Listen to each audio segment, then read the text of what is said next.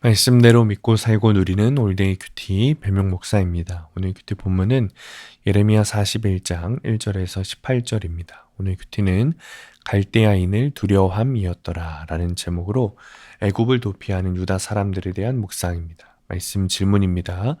왜 유다 사람들이 애굽으로 피할까요? 이스마엘은 왕의 종친이자 장교였습니다. 그는 유다 멸망 이후에 바벨론의 위임을 받아 지도자가 된 그다랴를 받아들이지 못합니다. 그래서 그다랴와 함께 떡을 먹다가 그를 칼로 쳐 죽입니다. 2절입니다.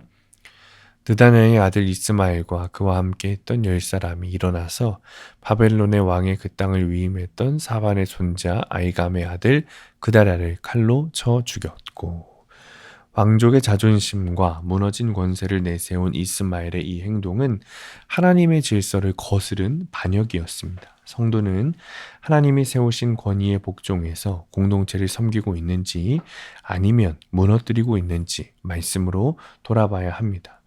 그다랴가 죽임당한 사실을 아무도 알지 못한 그때에 80명의 순례자가 유다의 멸망을 애통해하면서 재물을 가지고 성전에 나아옵니다. 그러나 이스마엘은 그들을 죽여서 구덩이에 던지고 그 중에 10사람만 살려줍니다. 그는 왕족이지만 애굽심도 또 동족에 대한 애통함도 없이 탐심과 야망에만 사로잡혀 있습니다. 공동체를 지키는 자는 높은 신분이나 지위를 탐내서 자기보다 자기의 의를 드러내는 것이 아니라 자기 죄를 자각하고 하나님 앞에 엎드리는 자입니다. 유다의 군대 장관 요하난이 이스마엘에게 사로잡힌 백성을 구출해냅니다. 하지만 그는 바벨론의 보복이 두려워서 백성과 함께 애굽으로 가려고 합니다. 17절입니다. 애굽으로 가려고 떠나 베들레헴 근처에 있는 게롯 김함에 머물렀으니, 이런 일은 있어서는 안 되는 일인 것이죠. 하나님이 애굽 종살이에서 이스라엘을 구원하셨음에도 다시 그곳으로 향하려 하는 것입니다. 이렇게 사랑과 용기가 있어도 믿음이 없으면 두려움에 무너지는 것입니다. 두려움은 우리를 죄악으로 되돌아가게 합니다. 그러므로 성도는 위기를 만날 때 눈앞의 상황에 두려워하는 것이 아니라 주님의 말씀을 신뢰해야 합니다. 적용 질문입니다. 내가 인정하지 못하는 질서는 무엇입니까? 두 번째, 세상을 두려워하며 죄악으로 되돌아가려는 나의 습관은 무엇입니까? 오늘의 원포인트, 두려움보다 주님을 신뢰해야 합니다.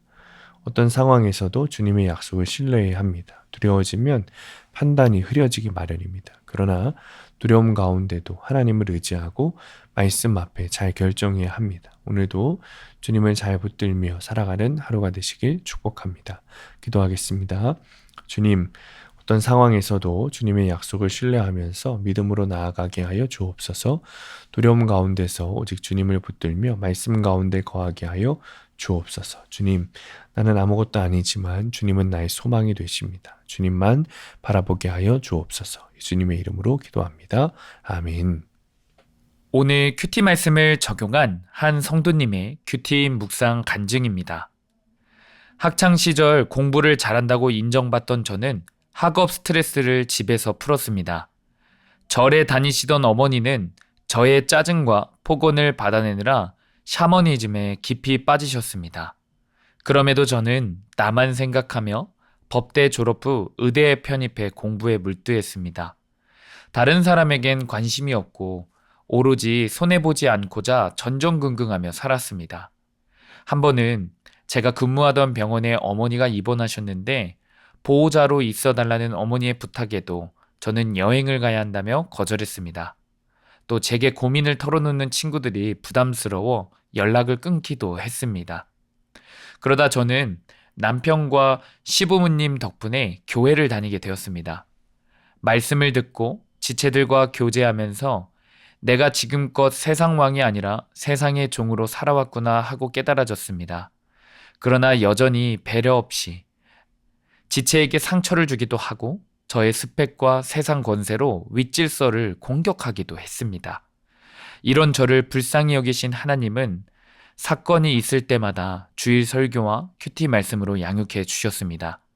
그러자 제가 바로 지체들을 가르치려고 하는 교만으로 공동체를 위기에 빠뜨리는 죄인임을 인정하게 되었습니다. 그래서 하나님 앞에 무릎 꿇고 용서해달라는 기도를 드리고 상처 준 지체들에게도 사과할 수 있었습니다. 이제는 고난 중에도 다른 사람을 위해 애통하고 회개하는 지체들이 예수 그리스도의 계보를 잇는 주인공임을 압니다. 그럼에도 바벨론의 보복이 두려워 애굽으로 피신하려고 하는 요하난과 그 일행처럼 저는 사건이 닥치면 여전히 두려워하며 하나님보다 우상을 찾곤 합니다. 그러나 그럴 때 교회 소그룹 지체들에게 의견을 묻는 남편을 보면서 정신을 차리고 공동체의 권면에 기울을 기울이겠습니다. 자격 없는 저를 구원해 주신 주의 은혜에 감사하여 주께서 허락하신 질서에 순종하겠습니다. 적용하기.